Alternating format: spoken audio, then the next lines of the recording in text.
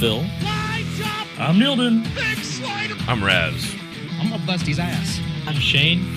Slide jobs by the dozen out here. I'm Brandon. And he can kiss my dick. Hello, this is Thomas. Come here, pisser. I'm John. Sit down the back straightaway for the final time. Ladies and gentlemen, boys and girls. This is the Dirty Slider Podcast. Don't let a slider get your ass kicked.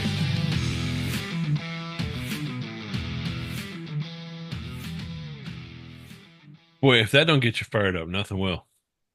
Right, it's pretty good, Raz. It's pretty good. All right, welcome to the Dirty Slider Podcast, episode 4. Again, thank everybody for their support. It's been an awesome experience seeing how many people are interested in hearing what us 6 dumbasses have to say. Soon to be 7 as soon as we get Shane out of jail. I want to start off with an update on Chase Johnson. He's not out of the woods. He is struggling with pneumonia. I guess they switched his antibiotics again for like the 3rd time, trying to get control of his pneumonia. He's in a lot of pain. I guess he's still got surgeries to go. And they're not talking about any kind of paralysis or movement, not saying that there's none. They're just not talking about it, which is generally a bad sign. If they're not saying anything, it's usually bad news. You know, if he's got movement in his extremities, they will usually say that. I want to give a shout out to Dominic Selzy, who has been just beating the bushes trying to raise funds for Chase and his family.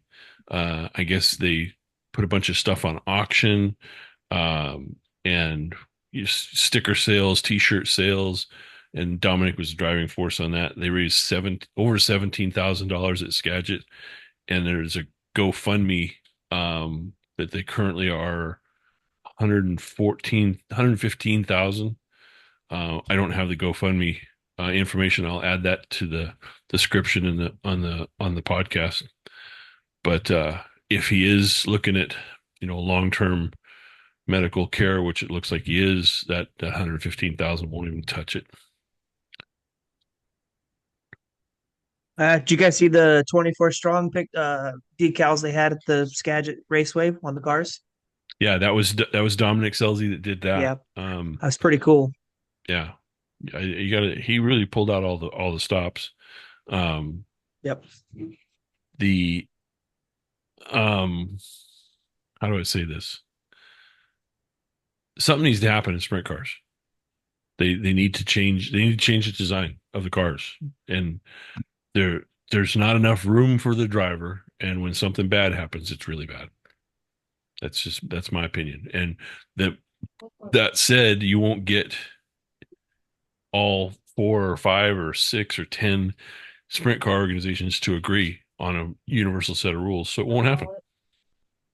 I did see a new prototype for a new seat mount that people are installing in their cars. It's basically like a rubber grommet around the Nerf bar that the seat sits on to allow for a little bit of movement. Yeah, and that's real similar to that CASM seat mount that Shane put on his car after he broke his back at Paris. His back. Yeah, Mm-hmm.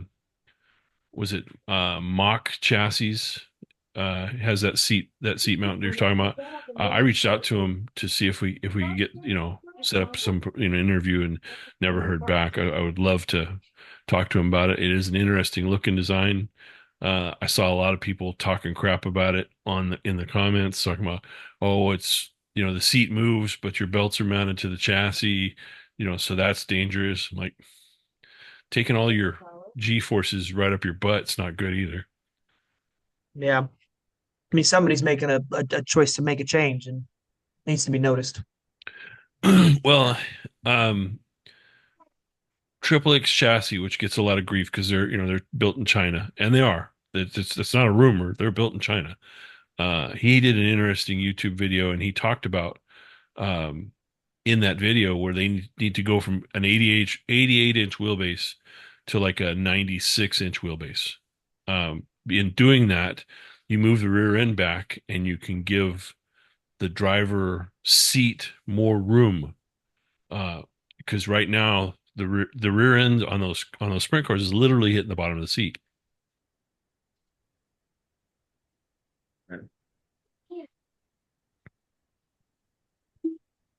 All right, so let's go to our local racers. Let's start with you, Bridger. How'd your night go at Verona? Hey, so my night went pretty good.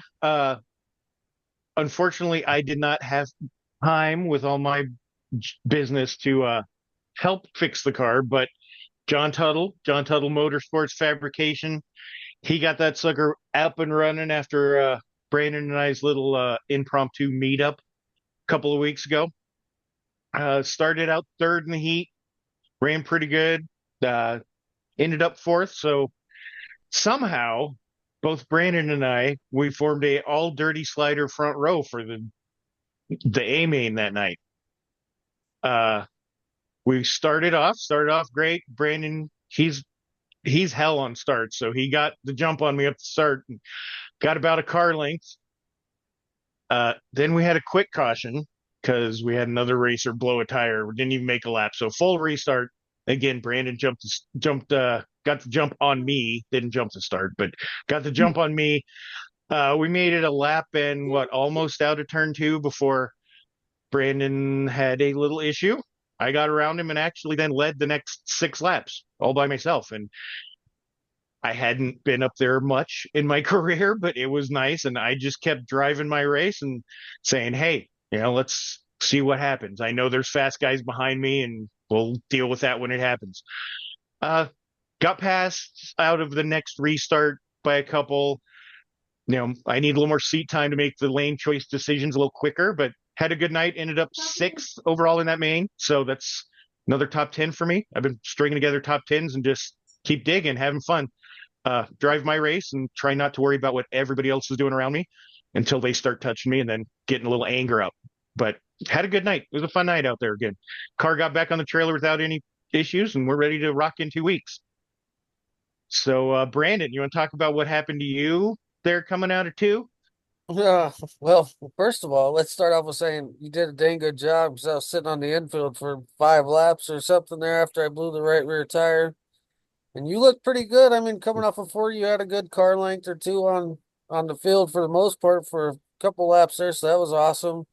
Let me back up though. Started off with a good heat race battle. I was leading most of the heat race, and Eddie Finger always fast in the 83. We had a couple of good side-by-side laps there before the caution came out. I screwed up and switched my line because he showed me his nose twice on the bottom and he kind of drugged me there before the caution came out. So I figured that was going to be the lane. And then he rolled by me on the outside and checked out. So finished second. Cool to start on the front row with you, Bridger. And yeah, the car felt good.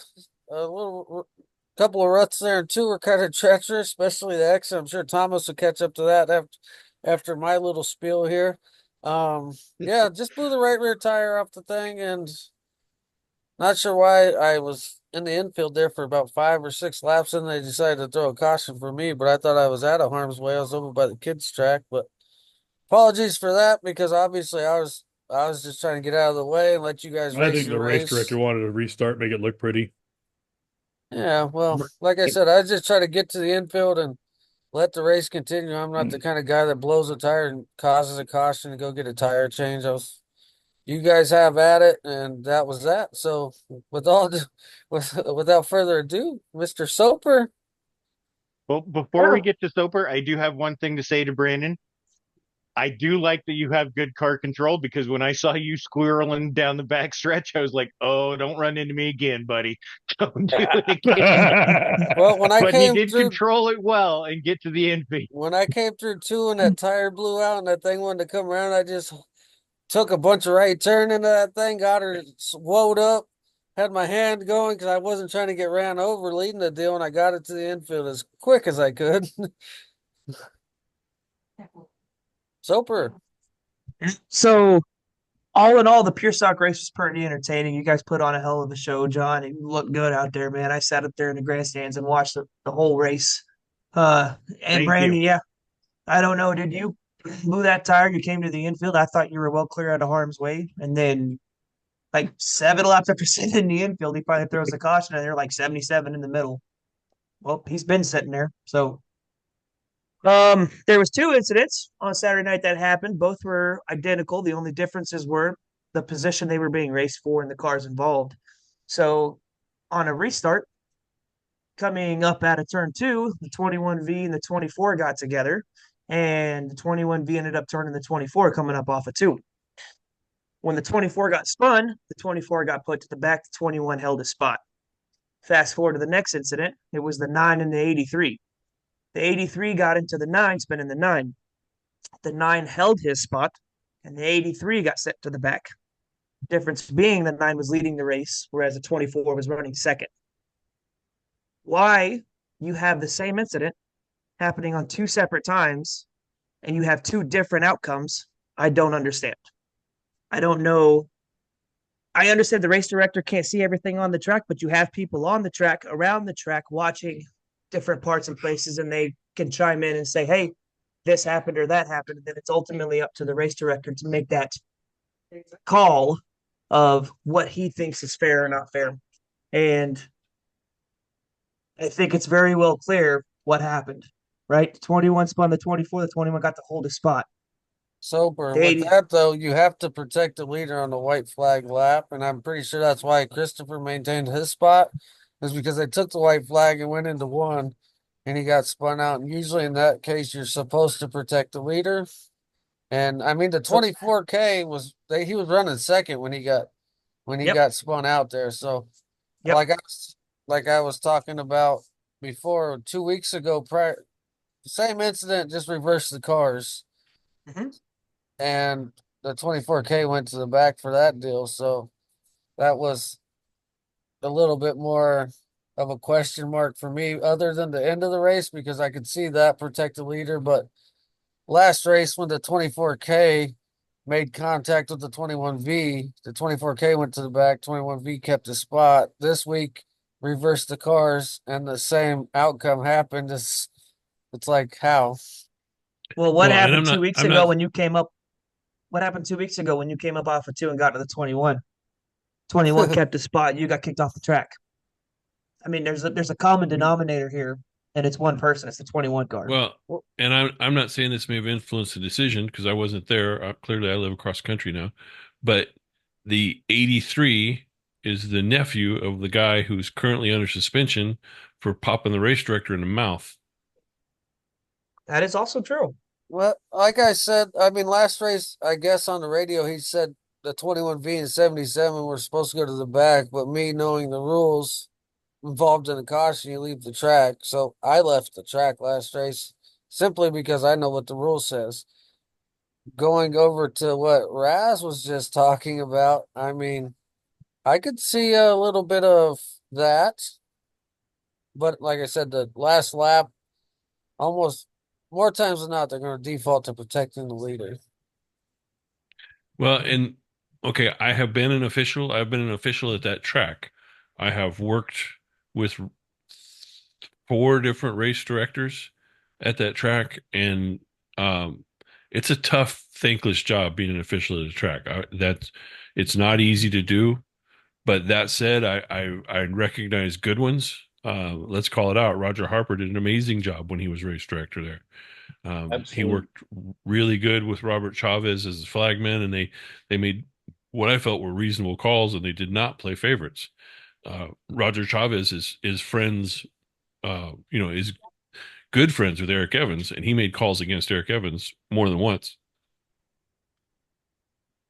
Yeah, I mean, that's Yeah, I the mean, deal is the race director can't show any bias. They need to have no feelings towards any of the action. They just need to call what they see. Well, and this is But episode 4, but we said from the beginning we're not going to run away from controversy. If we were going to run away from controversy, we wouldn't have talked about the Scott Bloomquist situation as early as we did. What we said early on is, pretty much the accepted norm now, and I felt like we treated that with respect. But the same with this situation at Barona. We're not going to run away from the controversy. There are race directors who do an amazing job. There are race directors who do a lousy job just because they don't know what they're doing, and there's race directors who play favorites. I'm not saying, one way or the other about the current race director, but the racer involved in an incident certainly said that that race director plays favorites towards the 21V. That came out on that video. Well, my deal with that is the common denominator with most of the discrepancies in the pure stocks this year has been the 21V. Of course, I made a video last race from somebody that doesn't even race at Barona when it came to the 21V. Yes, you did. Yes, you did, rock star. I just Hey. like that they obviously somebody watched the video because they had to take a clip out of the video. So give us another view there, guys. Hey, I love haters. Haters are motivators.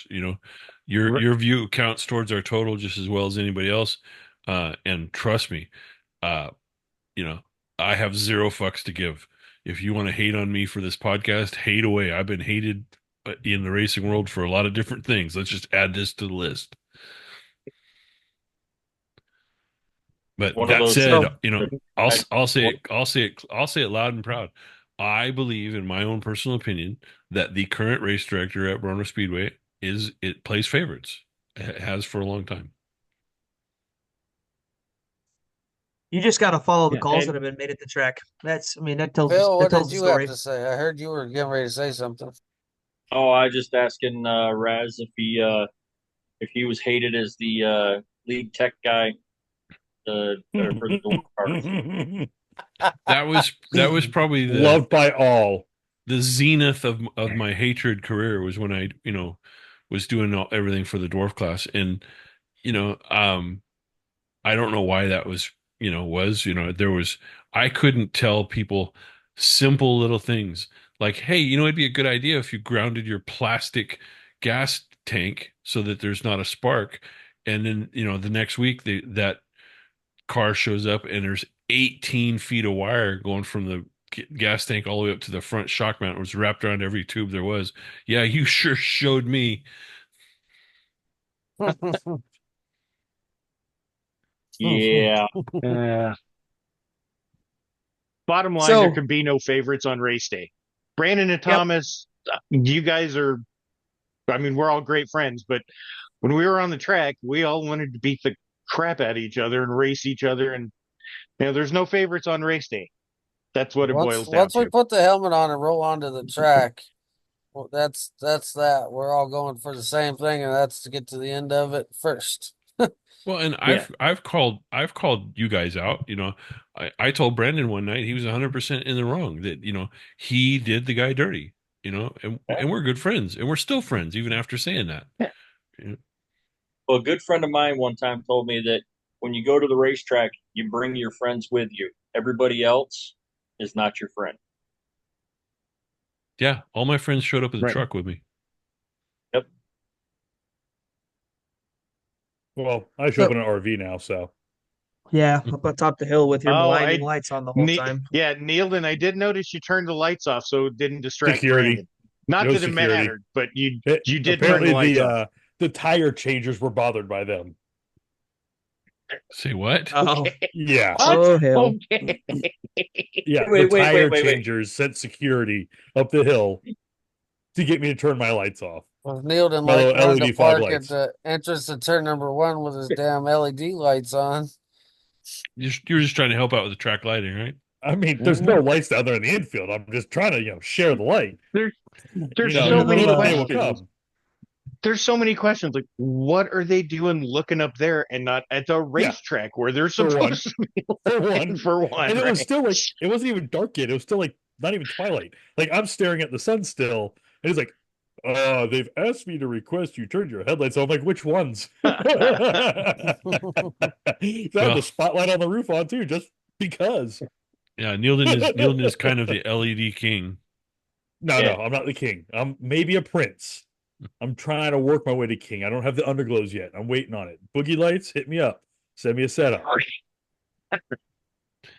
Might get our first show sponsor. Hey, I don't care about the show. Get me. So I guess that I- brings us to unless you guys don't want to, but brings us to my race. yes, Yes. absolutely. Oh, do we still want to talk about you? I mean, if you want to. Oh, what do you want? You want to say hi real quick here? Look, say hi to everybody. There you go, Yep. podcast views. Hi, Waylon. Woo! Hey, buddy. What's up, There you dude? go, dude. You're gonna be on TV forever now. Yeah, forever on the internet. Okay. So, we had 11 cars this weekend, so we ended up having 2 heat races for the sport mods, which was cool. Started fourth in the first heat race, came out fourth. I started outside second row behind the 62. We took the green flag, and going into one, he checked up sooner than I was expecting him to. I was probably going to drive in another car or two deeper, and I tagged him pretty good. Ended up falling in behind the 14 and followed him to finish fourth in the heat race. Take off in the A main. I start fourth in the A main. We take the green flag. I go to take the high side, and it was not there. I went all the way to the wall, fell back to eighth, and then I couldn't quite get back up there. I ended up, I don't know, 10 or 12 laps in, had a lazy spin, got it gathered back up. We took the restart on that one and fell back to ninth, and then passed a couple cars, and it ended up being, I think, got up to seventh and fell back to eighth, and that's where I finished up, was eighth in the main. Been making some changes on the car. I found the GRT chassis setup sheet on the GRT website for those B-mod chassis, and I've been putting the car back to the GRT setup. So it's changing some things like some bar angles and ride heights and whatnot, but I'm trying to put it back to a baseline of what GRT had it at, vice what the guy before me wanted it at, to see what the baseline is and for where for me to go to get the car to where I Did want. you write down what you had, though? Because it was working Yes, I pretty did. good. Okay. Yes, I did. It was working Yeah, I pretty got it. damn good. Yeah.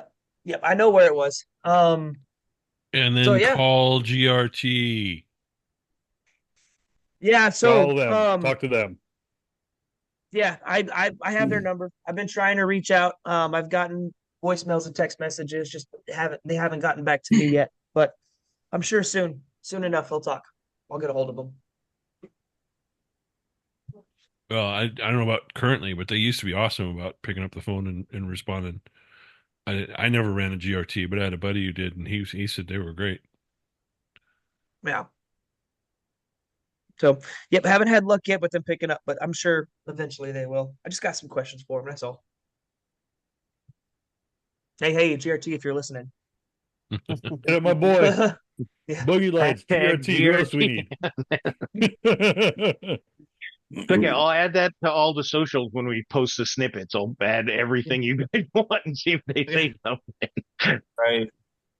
At GRT. All right, boys. So, Right. I think that wraps up our race weekend from what we did this past weekend out there.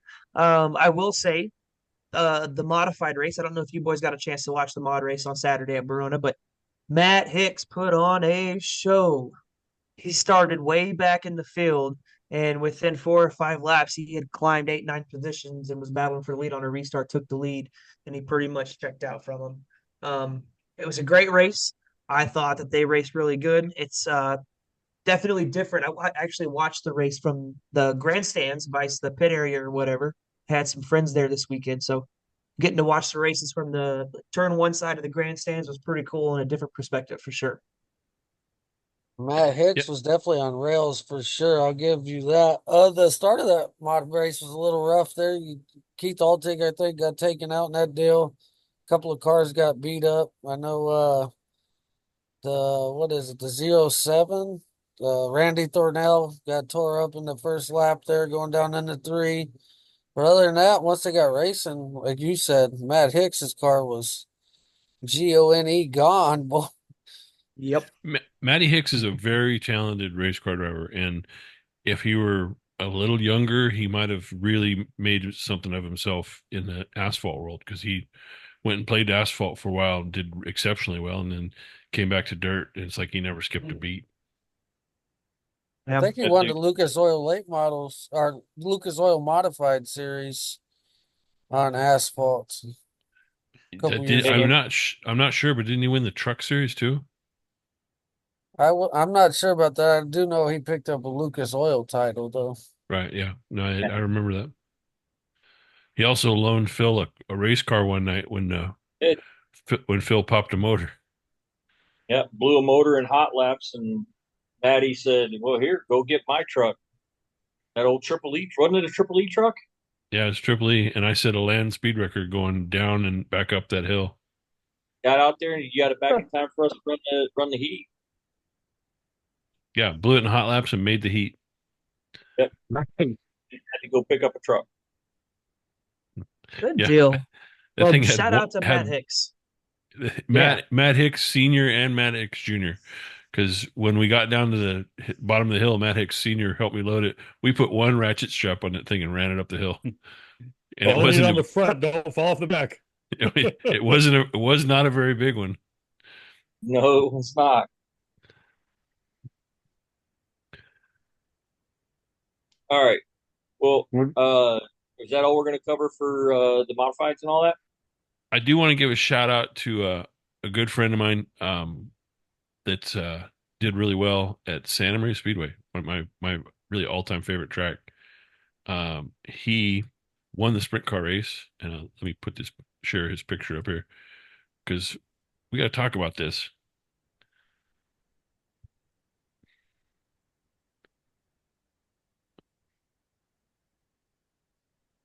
So that's Kaleb Montgomery. He ran for us at Chili Bowl one year. He is a character. He has his own YouTube channel. If you get a chance, check it out.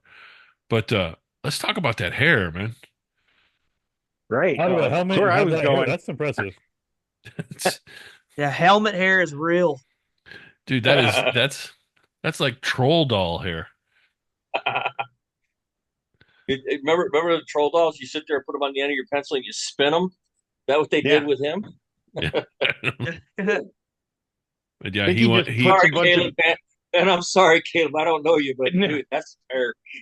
Yeah, looks like you put a bunch of moose in, put the helmet on, then when it comes off, it just looks that way. Yeah, was it Kid and Play from the 80s? Oh God. Yeah, he almost got a flat top. Yep. Yeah. So yeah, Caleb, I know you're going to hear this because I'm going to send the link directly to you. We need to talk, man. But Caleb's a good guy, always a smile and a handshake, and he is one character for sure. But I tell you what, who cares what your hair looks like when you're holding a $2,500 check? Yeah, and it's good. Yeah, good to see Santa Maria back open. That's been in doubt for quite a few years. That's a fun track. I got lucky to drive it one time in a borrowed race car. It was a lot. It was a fun track. I enjoyed that track. I'm ready to go back. When do you bring the car, Marshall? we need to get about 1 million viewers. Okay.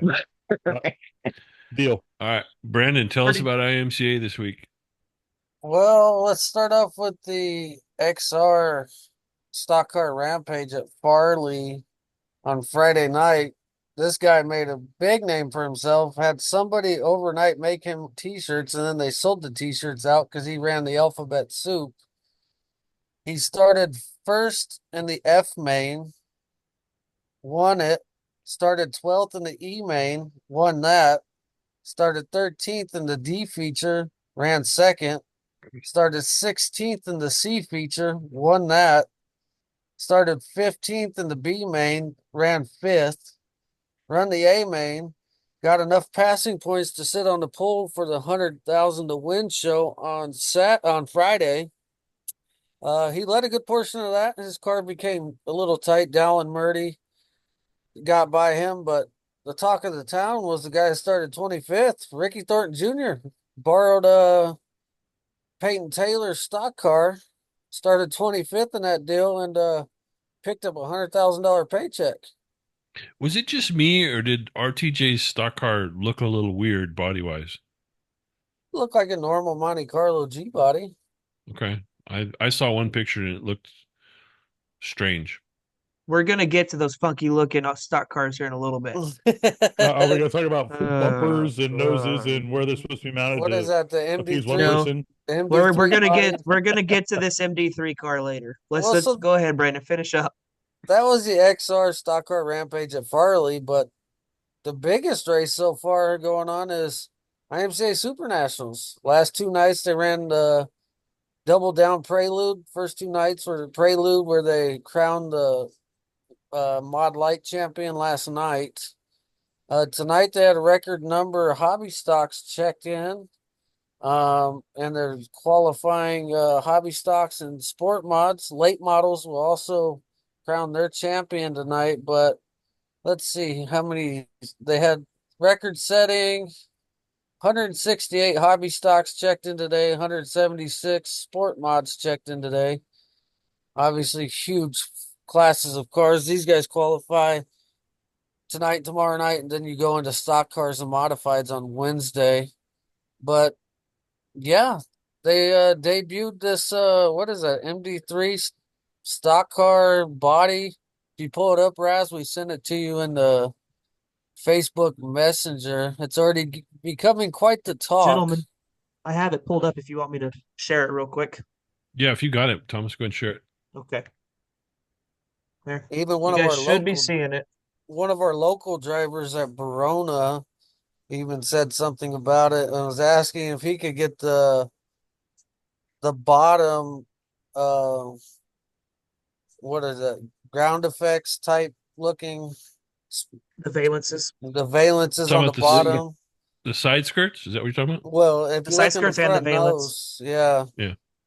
So he even, one of our local drivers at Barona, put a comment on that Facebook post and said, "Hey, if we don't want to spend a bunch of money on this new body style, can we still use that bottom portion that you got going on there with that new body style?" Now, see, I like that look. It looks more like a car versus, a slab-sided wedge with a plastic nose slapped on the front. The Australians have been doing this for a while, where their dirt stock cars look like cars, and I think this is more towards that. And that's a good-looking car. I like that a lot. I don't hate it. I like it. It's that, yeah. It almost, in my opinion, looks like a bastardized cup car taken down to the dirt cup level. Yeah, I mean, it's cookie cutter, so people are going to have that to say about it. But, um, there's nothing wrong with making cars look more like cars. No, but if you have to purchase that one body style to get the extra aerodynamics, I think is where they were going with that. Well, lucky for you, the track we're on, you don't need aero. Correct, and lucky Yeah, for me, maybe not it's- at Verona. No. You But do, not however, stock need car. tires. So, I'm gonna share this one. Yep. This is one of the Aussie cars that I'm talking about. And they look like cars,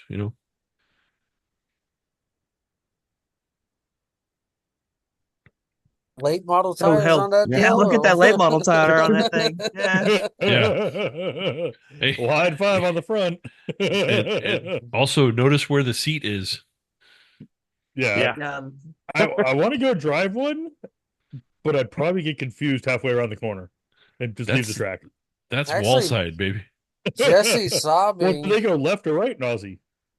Jesse I Saubing think- races late models, and I he think they got go a same ride. same direction we do. Well, in that's sketchy Australia. vert right there, wall side. Ugh. Now I'm gonna have to I'd be watch the too video confused tonight. trying to. Yeah, I'd be too confused trying to shift it if it was manual. I'd be kept reaching on my right. And there'd be nothing but wall there, nothing but side of my car. Yeah, I'm the not door. sure my left hand knows how to shift.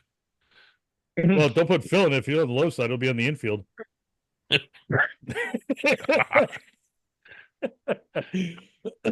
Love you, brother. Uh-huh. Somebody was gonna say it. I mean, yeah, come from one that love you the most. We won't go a week without it. Maybe. Yeah, I mean, it's just Maybe.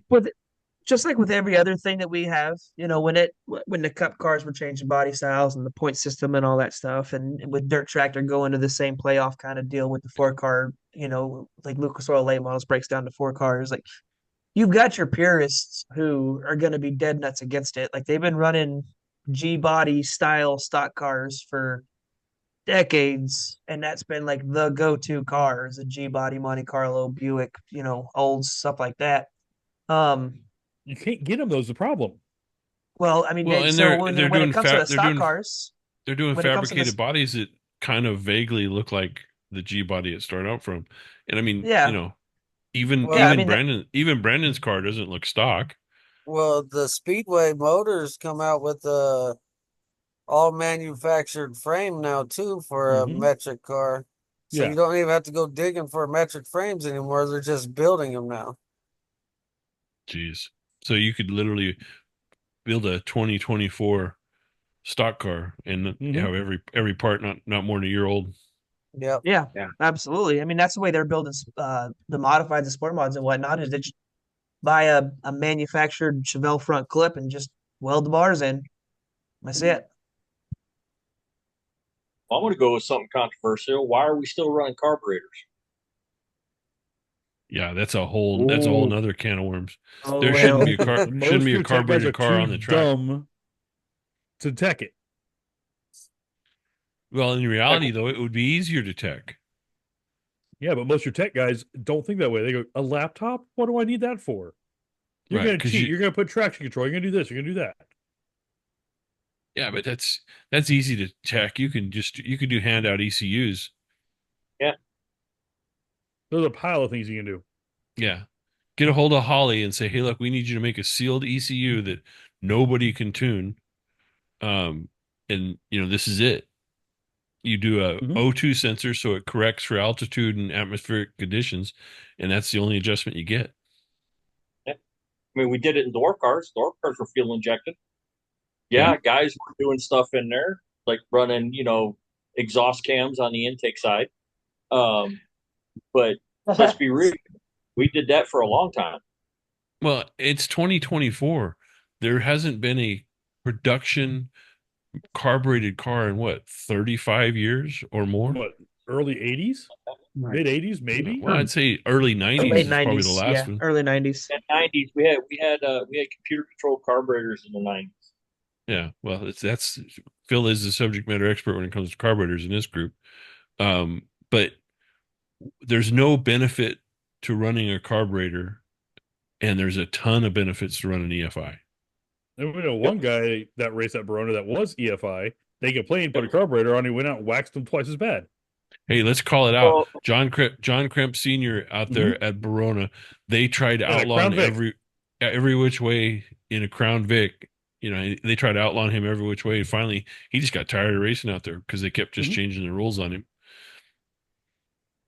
Yeah, he Well, got there, and waxed about fuel injection. All right, you got to have a carburetor. Fine, whatever. he got faster when he took the fuel injection. Exactly. Well, he started cheating. Allegedly. Allegedly, yes. Allegedly, right. Allegedly. Yep. We're not giving out no secrets here, boys. Well, the Yeah. night I ran Don't- pure stock, the night I ran the Wilder's pure stock. I got out of the pure stock and I walked over and I looked into that Crown Vic and it had a 4412 carburetor on it and a Chevy style HEI distributor in it. And I looked at that and I said, what freaking what Ford Crown Vic that year came with a HEI style distributor from Chevy and a 4412 carburetor on it? And I was quickly told, do not open that can of worms. Well, and I Go down have a this differing opinion of pure stock. In my opinion, pure stock should be you pull a car out of the junkyard, you strip the interior out of it, knock all the windows out of it, and you go race it. It should You be like know. that Lumina we built. Yeah, put a cage in it, a fuel cell in it, and a quick release steering wheel and a window net, and that's it. You don't get to make Send it. any other modifications. Mm-mm. And I agree. how you could Yeah. keep people from cheating is make it a claimer class. You claim the whole car minus your seat seat. belts, your seat, your fuel cell. Claim the whole car for $3,000. And wasn't that essentially look like what they were doing in that Crown Vic crash we sent amongst ourselves at, what was that, Duquan, or Mhm. where that guy slammed into the wall in the Crown Vic? Ducoin. Oh, Duquoin, I Yeah. don't know, That was nasty. Canadian or something. But yeah, No, it's I mean, Illinois. is it close enough? Close enough Hey. to Canadian. I looked at that a few times. I'm like, that guy still got the interior. Yeah, like you say, you Hey, pulled it out of the junkyard and raced it. They opened the door to let him out.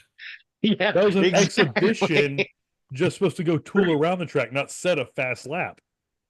Well, he didn't get that memo. Well, Yeah, what's he funny, got the memo to Bridger, the wall. is Stuffed it. JT, our crew chief, bought himself a pure stock for next year. And that son of a bitch still got the stock radio in the dash. That's the way it It should does. It's Maybe I'll have got the Still jams has the going. AC compressor and everything. it's got a pretty much a partial roll cage. It ran at Cajon Speedway in like their lowest division, whatever that was at the time. Bomber. Well, yeah, so that thing's got a stock dash in it. It's got a partial roll cage in it, a fuel cell, and a racing seat, and that's it. And that's what your stock class should be, your pony or whatever. You know, you should be able to go. You should be able to be on the track for under $5,000. Tell Wait, me are you what trying tell me what entry level class there is to run at Barona. Name isn't it one. for me. There isn't one. Not Junior my opinion. sprints. I mean, the No, No, Field motor. definitely not. True. That's not Mini pure stock. dwarfs. I can't believe how expensive mini dwarfs are. Mhm. My God. Yeah. Yeah, same price as a pure stock. Hey, Sometimes speaking more. of juniors, speaking of junior sprints, and I don't know why I didn't even mean to do this. Shout out to Oliver Schenk. He freaking kicked some butt in his junior sprint heat. Won his junior sprint heat this week. The first one and ever. ran. Yeah, first one ever. Kicked butt. And then in his main, he was running. What was he, Brandon? Third the whole Fourth. time. He was third or fourth the Third, entire fourth? race. Third or fourth Third. the entire time. Went a little bit high coming out of two. Lost a few spots, and he was kicking himself in the butt when he was done. He thought he had his worst race ever. And Brandon and myself and CJ Marin and Paul, we were all like, dude, you kick butt, man. So shout out to Ollie. Ollie's the Heck man. yeah. Ollie did great. Yep. Yeah. All right. Let me well, the tough luck of this week is we're going to go back to my Santa Maria Speedway racing days. Got a buddy of mine I used to race with up there who's now living in Missouri is Chet Buckley. He decided to get back into racing after 13 years Oh. away. This is I saw hot this. laps. Lap 1, brand new car, brand new motor, and popped it. So that is some Damn the tough bad luck luck. there. Yeah, But but he- his motor builder did say he's building them fresh again. Yeah, his motor builder contacted him before he ever left the track. So we're building a new motor on Monday. It'll be no charge. I wish I knew the motor builder's name right off the top of my head. Actually, it might be mentioned in that post. Let me see if I can dig for it real quick. I'll look on my side. You keep going. Yeah, Well, that didn't go as planned. I like that. Yeah. yeah. He Chet Buckley used to drive mud buses at Santa Maria Speedway when we were racing there, and this is probably not the worst luck he's had. He had a tow rig failure while towing back from Bakersfield to Santa Maria. And I don't remember what the specific failure was, but the tow rig, the trailer, the race car went off the highway and totaled all three of them. They were lucky they didn't get killed. Yeah. Damn it. Shame on the mess. Yeah. But Chet's a good dude. He and I go a little farther back than I care to admit. All right. Well, I want to throw a shout out to a buddy of mine, Ryan Spencer. We mentioned him on podcast 2 that he took his 4-banger and kissed the wall and got his first rollover. Well, Okay. Just open the damn can and quit messing with it. and, So Greg McKinley and Shane McKinley are the motor builders. Eagle Machine. That sounds right. And back to what I was saying there. So 2 weeks later, he gets an opportunity to jump in a sport mod at the Tyler County Speedway, and Ryan Payne Motorsports, they offered him the seat in one of their sport mods, and he went out there in the prelude to uh, the Hillbilly 100 that unfortunately got rained out, but he did pretty good. First time ever in a rear wheel drive car, first time ever in a modified, obviously. And he went out there and he did really well. He was holding his own where he was at in the pack and looked really good. And I think if he gets more seat time, I got to tell you what, them boys at Tyler County are going to have a rude awakening. I think Ryan's going to be running to the front. Yes, I've been Right. following around on that deal too, and they're coming along pretty good out there in West Virginia. They are. But They are. his, Yeah. his dad Had a Tim's major driving a road modified as well. Yeah, unfortunately, Tim though he's kind of had the same thing. Your buddy, they built a motor in the off season, and uh, there was something not right in the motor, and Tim had to pull the motor out, and it's off getting completely redone. So the Hillbilly's the end of the racing season for Tyler County, so Tyler Speedway or Tyler County Fairgrounds.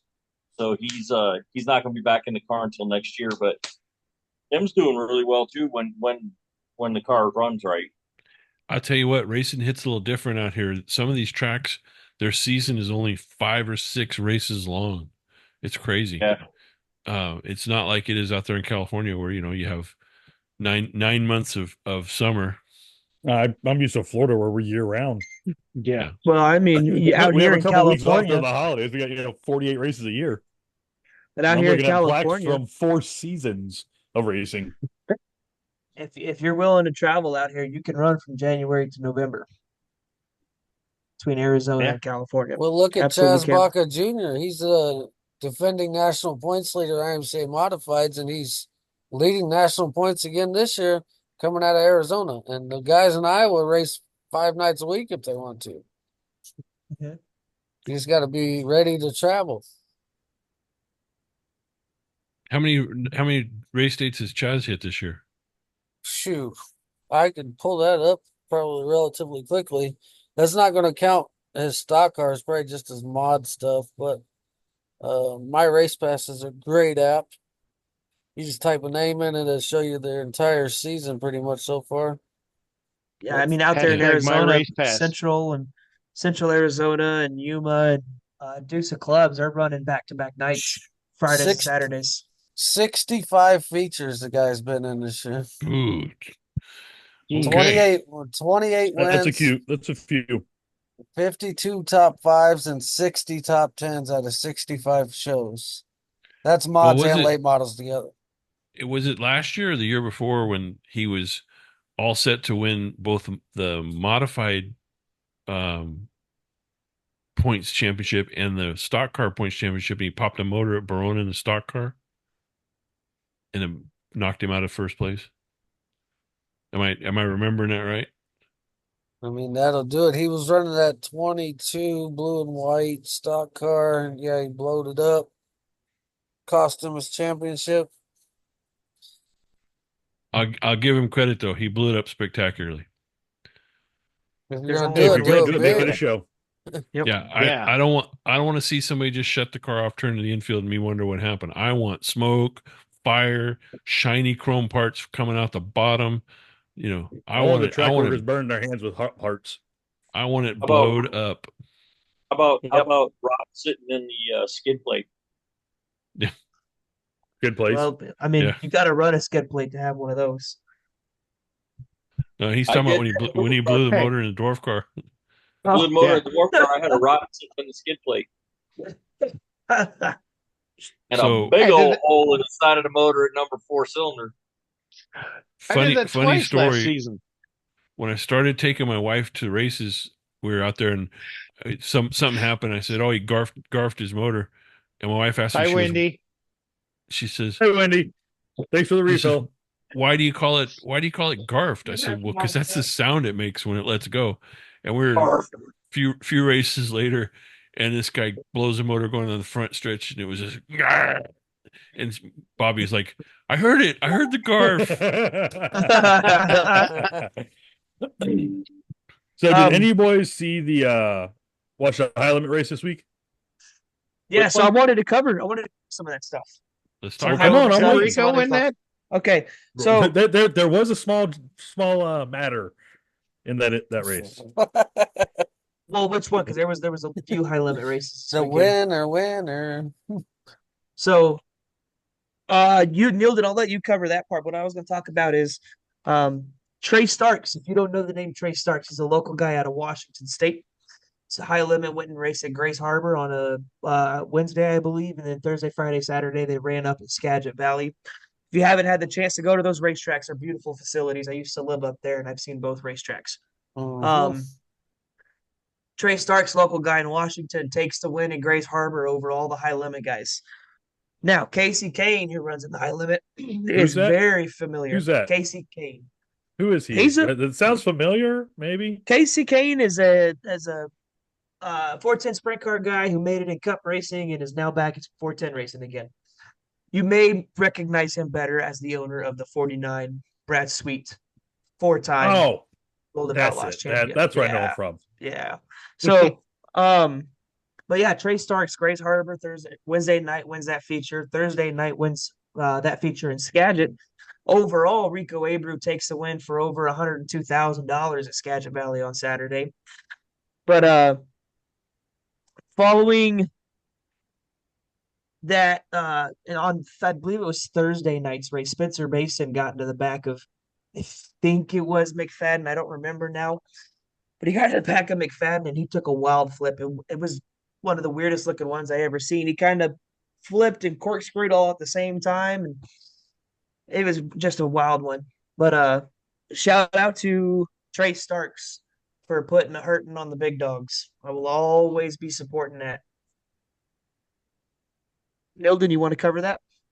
Well, you got all my highlights. I just want to say, way to go, Rico. I love Rico. Yeah. I mean, Yeah, the guy's always has a Yeah. positive influence, positive attitude, even when he has a crap night. So, dude, I'm out here racing. You know, look at my dog. Rico won over $100,000. over 102,626 yeah. and 26 cents. Yeah. Yep. Going into this weekend, he was third in the points, back 235. So see what he comes out. He had Brad Sweet leading, Tyler Courtney second, Rico third, Brett Marks fourth, and Corey Day in fifth going into this weekend. Yep. And then the other thing, Corey Sorry, Day's go ahead, last season in sprint cars because he's going to race for Hendrick. breaking news. No, that's old news. I know. But Well- the look on Neilden's face. He may take a sabbatical, but if our old boy number 5 has said anything, hey, I get better as long as I keep racing every day. Well, there was an interview. He's changed Hendrick's tune to it. There's an interview from a YouTuber I'm not going to promote because I hate the guy. But he was interviewing Corey Day, and it was mentioned that he preferred to race for Hendrick over Gibbs because he could still do some dirt races. Yeah, Gibbs won't let his guys drive dirt. Yeah. No. Or do anything extracurricular. And, Larson told Hendrick, hey, I want to do this. And I was like, well, if you think it'll make you better, and I think the proof's in the pudding. I While we're on honestly the don't. topic, no more. Go ahead. No, you're good. Go ahead. I forgot what I was don't. gonna I don't say think now it that can I was- hurt anything to get more seat time. I don't care what it's in. The Yeah. thing is, if Kyle Larson or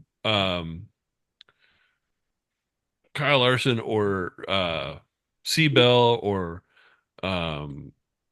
who am I thinking of? The 48 Briscoe. Yeah. Bowman. Bowman, Briscoe. If these guys go out Briscoe. and kick ass in a high limit race or world outlaw race, in their minds, they just beat some of the baddest guys on the planet. And the next day they're at a track. You mean to tell me that confidence doesn't carry over? That momentum carries for sure. Well, not only that, they Right. have a lot of respect for the guys they're racing against. Yeah, it might not be Denny Hamlin, it might not be Joey Logano, but they're going against heavy hitters. Well, they're going against specialists. Yeah, they're going against, Brad Sweet, David Gravel, Corey Day. These guys are flat get it Rico. done on a dirt track. Yeah, Rico. And little off topic, but let's go. Briscoe raced himself in last night Yeah. at Darlington, and Darlington's known for eating tires, and he could control that thing with worn out tires, and that's knowing how to control a car from driving on dirt. Yeah, I think a dirt. Oh, God damn it, Go, Raz. go, go. Damn it, Raz. Go, Brandon. That's So out at Eldora on Sunday, we had Garrett Alberson win the Paltis Classic against Jonathan Davenport and Ricky Thornton and Ashton Winger out there, leading up to what is coming up? The World 100. Dream, yeah. World 100, the World 100, which is also going to be wrapping up the Lucas Oil Series as well. So Garrett Alberson getting another big win. It was a $5,000 payday for him. I'd say he's kind of getting on a roll and hitting a hot streak at a time. I know he's not really in contention there for the points, but I think this is a really solid streak of races for him, and I really hope he keeps this momentum going and he gets this carried over into the next season as well. Yeah, and like I threw in our little chat there, he abandoned the Hillbilly 100 after that got canceled to go up there and win that.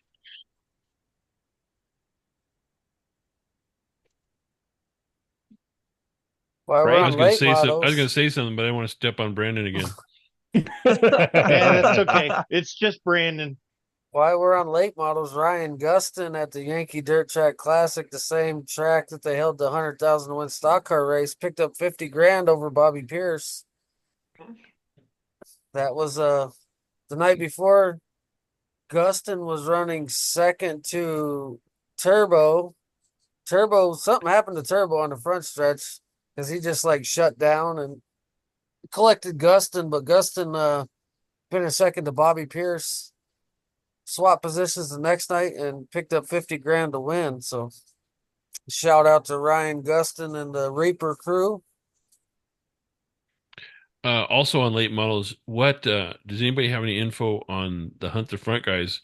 They were going to pick up a new chassis and it was top secret. So did anybody know what it was? I know they've got a history with Capital, they've got a history with Longhorn, but I was kind of thinking they haven't tried a rocket yet. And you bring up an interesting point there, picking up a rocket. I mean, Rocket's still a big name and Rocket's still a great chassis, but this year has been dominated by the Longhorn chassis. You look at top wins in the big series and how many wins each between the two chassis, and it's a lopsided landslide with Longhorn right now. Yeah, but part of that's that whole 3 pounds of horse crap theory. If the guy's fast and he's running a Longhorn, next thing you know, everybody's running a Longhorn. And it goes in streaks. If everybody's fast running a rocket, then they'll be all rockets. If the only one who kind of broke that theory was Bloomer, because he was, he wanted to do things his way. Well, I mean, the Rocket house car can't even run with the Longhorns. He just had a win. McCready just had a win, a week or two ago. And while you're saying that, Soper, they do the same thing in pretty much all racing divisions because IMCA, look at a couple years ago, Tim Ward was running the Rage chassis, won a lot. They sold a lot of Rage cars. He's in a Performer now. Now you got 20 guys picking up Performer chassis based off of a guy that can win in the car. I thought Ward was running a Harris. No, he's running a Performer. And Ryan Gustin in the late models, he's running an Infinity chassis. He's not even running one of the big chassis. He's running an Infinity. I never heard of it until he started running one. I use the old Google here, and apparently Hunt the Front has now got a partnership with Capital Race Cars. Huh. Okay, so they're back to a Capital from Longhorn. Yeah, that's what they say. So 5 years ago,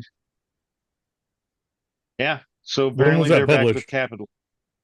It looks like today. Okay. I mean, it can't get a whole lot newer than that, Neildon. I looked at the date because I'm like, make sure it's not, 3 years ago or something like that. The thing is, Joseph Joyner, number one, it's a fun YouTube channel to watch. It's just a bunch of rednecks having fun and they're screwing around the shop and getting stuff done. But Joseph Joyner can run with the big dogs. That guy can drive. Mm-hmm. Yeah. I agree. Should we miss our chance out in Blossom Valley? Why is that? There's not much there's not much we missed out in Blossom Valley. There were shenanigans Except make a going on YouTube video out of it. Yeah, that's what we forgot. That's what I'm saying. Plenty of shenanigans were had. We just decided not to record them. And it's This is a good probably thing, probably. Yeah, the 2 words there, John: incriminating evidence. Right. Plausible deniability. All right, gentlemen. I will tell you this, that there was one incident where I was in the driver's seat, Neilder was in the passenger seat, and we got a little loose coming around turn 3, and I was dead sideways looking at the side of a building going, oh God, here we go. But I saved it. No, we were in control the whole time. Right. No, I think my favorite is before Thomas's race car was Thomas's race car, when it was it Neilden and Roy going around turn 2? And it popped. And Neilden had to reach over and throw it back in gear so it wouldn't hit the fence. Yeah, that was my favorite. That was the same night. That was the same night. Event. Yeah. Same event. Same event. I believe I slept in the stacker that night. Yeah.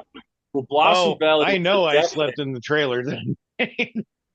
Blossom Valley was definitely a prime example of never let the inmates run the asylum.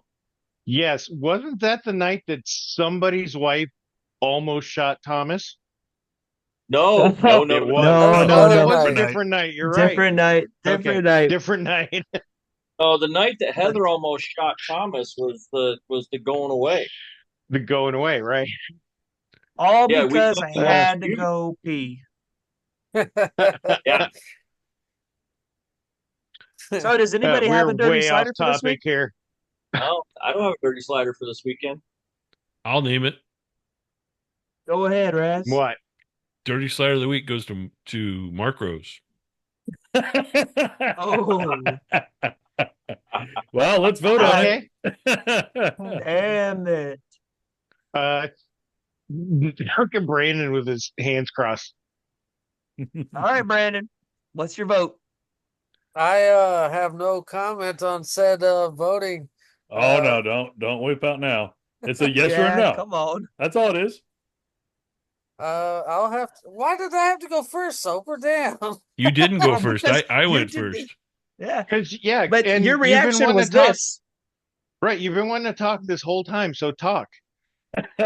Well, I will concur with your assessment, Raz. Soper. Well, me, I will also concur with your assessment and go back to there's no favorites on race day. No friends on race day. Thomas? Yes, I think it was. Now I don't hate the guy for it, but I do think it was a bad call, and I just hope that we get better. Yes. Bill? I'm probably going to be a little controversial here, but I'm going to have to abstain. And the only reason why I say that is because I truly don't fully know what happened. All I saw was the one video clip, but I didn't see the race. I didn't see the situation. So I don't think I can make an honest opinion on it because I didn't see the situation in video. Fair. Neilden? Well, my vote doesn't count, so I'm going to say it's for the tire guys that made me turn my lights off. That's my vote goes for. Well, damn. I will say the reason for my nomination was not one night's performance. It's a pattern. It's a pattern of preference. Put your feelings aside and put them in your back pocket. Be a race director. Be an official. Quit letting your personal relationships color your calls. Right. And let's Brandon and I just talk about from our experience 2 weeks ago. He ran into me. I could have been pissed off and just hated him, but hey, after that, we got off track. I walked up. I gave him a hug. I said, "Hey, there was nothing you could do." Brandon and I have fought it out on the track, and you walk up and go, "Hey, that was fun racing. Shit happens. We were racing. There's no favorites on race day." Well, Hey, John, Yes. I heard Brandon was a little spoon that night. Oh, Well, buddy. that's just because you're not around, Phil. You were driving me crazy earlier when you had your leg up there. Thought you were I making a know. video for your OnlyFans account. I was. well, and if certain race directors want to change my opinion, then turn their decision making around, and I'll be the first to eat my words right here on this same podcast. Right. We all will. Enough. So let's close this up. Next week is going to be a full week because we have Super Dirt Nationals from Boone. We've got the Dream from Eldora, or not the Dream, the World 100 from Eldora. So we got a lot to cover. I'm sure there'll be a dirty slider on the track for us to look at because I looked all over this week, couldn't find any. If you guys see them and we miss them, like, comment, share, subscribe, point us in the right direction if you see something. Yeah. I mean, do we have an email address? Let's put our email address in the comments and then have them send us their pics. Yeah, it's dirtysliders7@gmail.com. While we're at that, hit all the socials. John, tell them where they can get a hold of us on social media. So we got Dirty Sliders on Facebook. We got Dirty Sliders on Instagram. We got Dirty Sliders on X. So hit us up anywhere there. I will be posting that this episode's live tomorrow. So I'm going to boost it, add that button, hit like and subscribe, send us a message if you see anything you want us to talk about on any Comment of if you hate it. Do something. Comment if you hate it. Yeah. Hey, Nick, one guy liked Rez's Tell me what shirt it was last week. Yeah. If you're a racer and you want to hit us, if you want to join us on the podcast one night as a special guest, reach out to us also. We're not against it.